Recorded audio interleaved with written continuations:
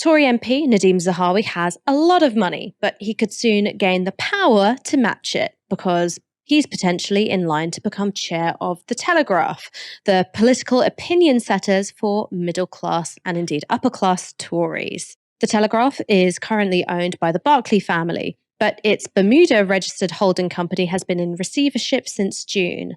That's after it emerged that the Barclays, through a complicated structure of debt and refinancing, were judged by Lloyds Banking Group to be unable to repay £1 billion worth of loans taken out before the 2008 financial crisis.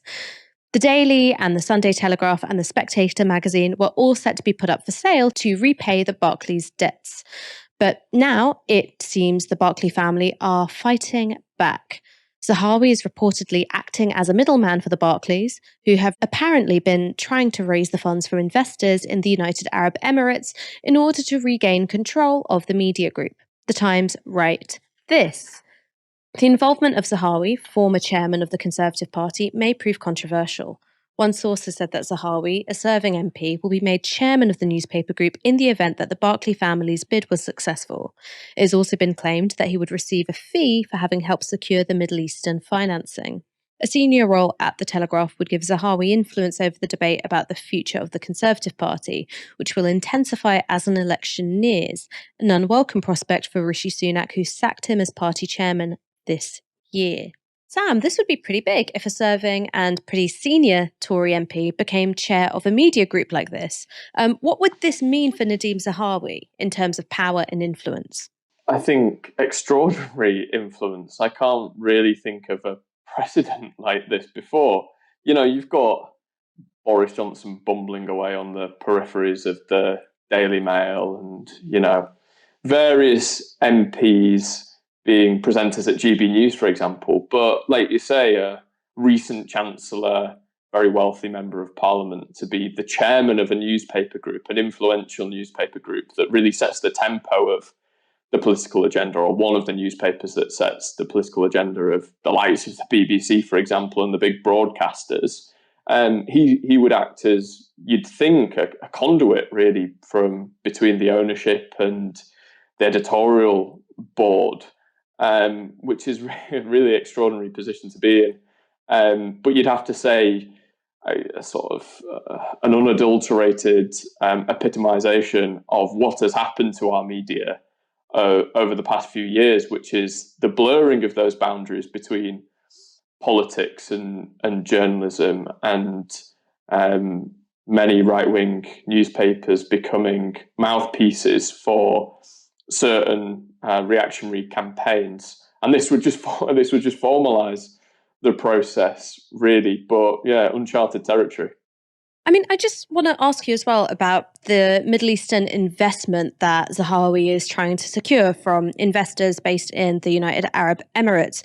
We've seen other Gulf states buy up media assets, whether that's the Saudis taking out stakes in Vice Media, or from Evgeny Lebedev's Independent and the Evening Standard.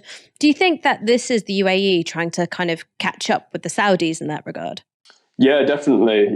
Football clubs first and then cheaper assets second. Although many people say that the Telegraph's overpriced. So, yeah, they're putting their money where their mouth is. Yeah, I certainly think that it is. And yeah, I'd encourage everyone to go and read Simon Charles's article, Novara, about Vice and its Saudi ownership and how that has led to certain censorship of the articles that it can and can't publish. It's very directly this sort of purchasing of the media agenda by foreign powers in order to influence the direction of British politics. And that has quite insidious effects. These aren't benign states. You look at Saudi Arabia and the war that it has waged in Yemen in recent years. You look at the way in which it pursues its policies domestically to build sort of a technological nirvana while repressing the rights of minorities.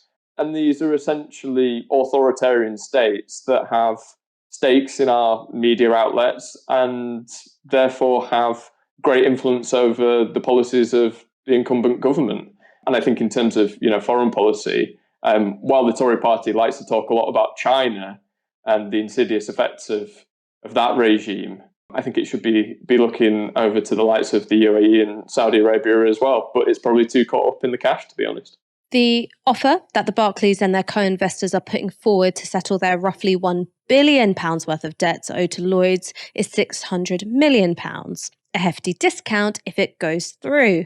Now, the Barclays financial arrangements are just as complicated as you'd expect them to be for a family that once owned the Ritz Hotel.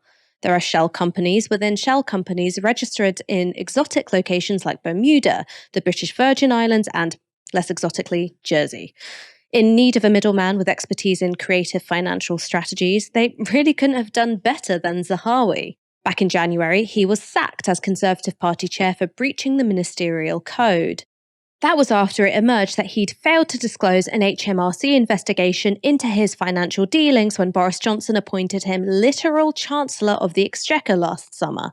It also emerged that he'd failed to disclose several £1 million worth of financial settlements he'd made with HMRC when Liz Truss and Rishi Sunak each appointed him to separate ministerial positions. Also, last year, before these details became public, Zahawi had even tried to become Prime Minister. That led to this interview with Sky's Kay Burley. We need to ask you about your investigation into your own tax affairs. What was your reaction when you saw reports that your own tax affairs were being investigated by your own department? So I was clearly being smeared. I was being told that the Serious Fraud Office, that the National Crime Agency, that HMRC are looking into me. I'm not aware of this. I've always declared my taxes. I paid my taxes in the UK. I will answer any questions HMRC has of me, but I will go further, Kay. I'm going to make a commitment today that if I am Prime Minister, I think the right thing to do is to publish my accounts annually. That's the right thing to do because I think we need to take this issue in many ways off the table. I will publish my accounts annually. That's the right thing to do. I will look at what the options are in terms of backdating or just publishing annually. I think it's right to do it. What about your tax returns? I will. That's what I'm talking about. My tax return, I will publish annually. Okay. Over the last decade.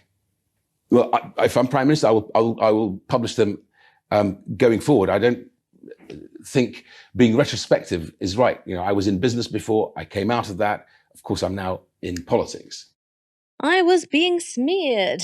This was all just a pack of lies. He wasn't being smeared. He wasn't being subject to unfair intrusion into his financial affairs. He had, in fact, been in trouble over a £3.7 million tax bill. There was also, you might have noticed, a bit of fancy footwork when asked if he'd publish tax records retrospectively, saying unconvincingly, well, I was in business and then I was in politics. Things that you do in the past have an impact on you as a politician. And we're not talking about did you once smoke weed at a party? We're talking about, did you intentionally or mistakenly dodge tax? Pretty big deal. Sam, how has a man with so many murky financial arrangements ended up occupying such a powerful position in public life? Yeah, well, he's not the only one. Politics, sadly, is a game for the wealthy. And, offshore arrangements and, clever footwork, as you say, in terms of their annual accounts that won't be backdated.